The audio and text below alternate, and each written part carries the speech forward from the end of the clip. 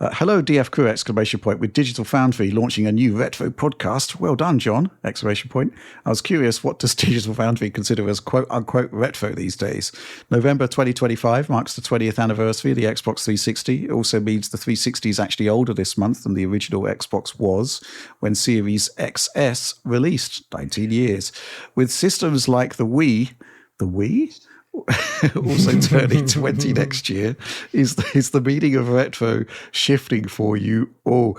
Yeah, I mean, it is a very basic question, John. What is retro? And I've come to accept that retro is anything kind of old that you want it to be at this point. You know, obviously, if you're going to go back, I think at one point there was kind of like, okay, a game's got to be over 10 years old as a sort of arbitrary definition. But 10 years old basically takes us to the midpoint of the PlayStation 4 generation. So I'm not sure that quite holds. Well, I would almost, in my mind, I always just look at any console generation that's like the prior generation once it's not really long.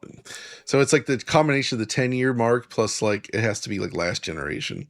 And then at that point, I consider it retro. Like I could look at like Killzone Shadowfall or Rise Son of Rome now, and almost if I were making a video, I would do a DF retro on those games. Yeah. I would still consider them retro, even if they definitely don't feel like what traditionally was considered retro. I think they technically kind of are. Right. It's kind of like the retro games that aren't retro. You look at them and they don't look like retro games or what you perceive to be a retro game, but it's a perception issue. Yeah, it's 12 years old. Exactly. You know. Exactly. So it's still, in my book, it counts, and I would consider doing something on those despite not being that old. So yeah, there's like a story aspect of it too. Like if it's still not within like the common like modern consciousness, I think you also like it feels old for some reason. It represents a different time. Right. So the way I would look at it is like, again, let's look at Killzone Shadowfall as an example, because I think it looks amazing. It was them trying a bunch of new techniques, a lot of which are still around today, but figuring it out, and which means they did things in rather different ways than we might see today. And I think it's fun to explore like what developers were trying in terms of pushing technology forward at the time when it was new, because at the time when it was new, you don't know what the future holds. Now we do. So we can look back at that and be like, okay, so with hindsight now, we get a better idea of like how what they attempted actually fits into the gaming space at large. And I think there can be interesting stories there. Mm-hmm. I mean, I kind of did a little bit of a retrospective on the Order 1886, right? Yep. And as it turns out, like all the research and the work they did on those physically based materials and all that, like so much of that game like fed into what other developers were doing, because they were so open with their like results and presenting it to people and sharing their findings. And that ended up becoming like a huge inflection point for a lot of developers. So like 1886, way more important game than you might think just because of that stuff. And I think that kind of story is really fascinating. Mm-hmm. So I would put that in the retro category. I mean, you've built a lot of, or bought a lot of retro PCs, Alex. Where do you stand on this? Wow. Yeah, that's interesting, because I do like the most recent earliest GPU that I would almost start considering retro, just because there's like an interesting story behind it, is like the GTX 970.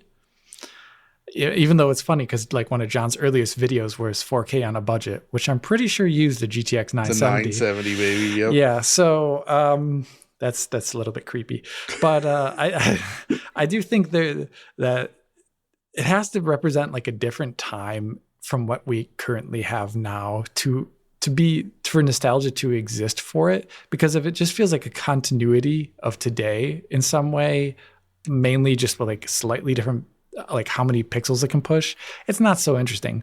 But something like the GTX 970, which is basically 10 years ago, represented like super cheap, affordable computing, but also this controversy about memory that we kind of have today, but in a different light. I think it has to be different enough from today for it to be considered retro, just because time changes our atmosphere and changes the culture we live in. So that's kind of how I view it. But I would say roughly 10 years is actually pretty good enough time for society to be different enough for things to feel retro. Right. I think it's the case that because the pace of technological innovation is slowing down, that the nature of the visuals of the games that we see is that kind, you're having eras that persist for longer. So, there are games like Killzone Shadowfall, which are still sort of pretty modern in terms of what they're actually doing, but they are 12 years old at this point, which is kind of crazy. Yeah. So when you've got pioneers, you've got pioneers like Guerrilla Games and Crytek at the launch of those consoles, the Gen 8 consoles, and those games still hold up today, that kind of starts to sort of mess with your mind a bit about what retro actually is. But fascinating discussion nonetheless. I just think it's basically about old games that have great stories when it comes to DF retro. It's really interesting. Shavat Yearly was always talking about, I think it was either Rise or Crysis 3, where he wanted to make something that was future-proofed. Right. That if you played it in the future, it would not only would it look better with hardware upgrades, but it would also still feel modern enough. Yeah. And I feel like, but those games, especially like Rise, like you look at what they were doing, it's like, yeah, okay, that game could have released later in the generation and still been one of the best looking games. Yeah, I mean, if you released it at the beginning of the Xbox Series X gen with like a 1440p 60 port or whatever, they would look like a modern game. Same with Killzone Shadowfall. Killzone Shadowfall. Yes. Yeah, what do they call those spoonerisms? Or I forget what they call them, where you mess up the word at the beginning of them. But yeah, I think, those are, it's going to be really weird though, as we get retro at like 2030, in the year 2030, because that's going to be like 2020, but those consoles will still be in use by then. So then maybe John's criteria of it can't be active, like the active console branch anymore. Well, is applicable. It's applicable now, Alex, because there's still plenty of people out there playing on their PlayStation 4s. Yeah. Okay. Hey, a lot of people with their Mega Drives go on, still new games being released, baby. Those future-looking games you were talking about, though, today, though, they are probably what you might call unoptimized, Alex, because everyone wants to opt for settings. Which is a different argument altogether. Let's not go down there. But I did note that the Outer Worlds 2 is now incredibly unoptimized because everyone's benching it at ultra settings.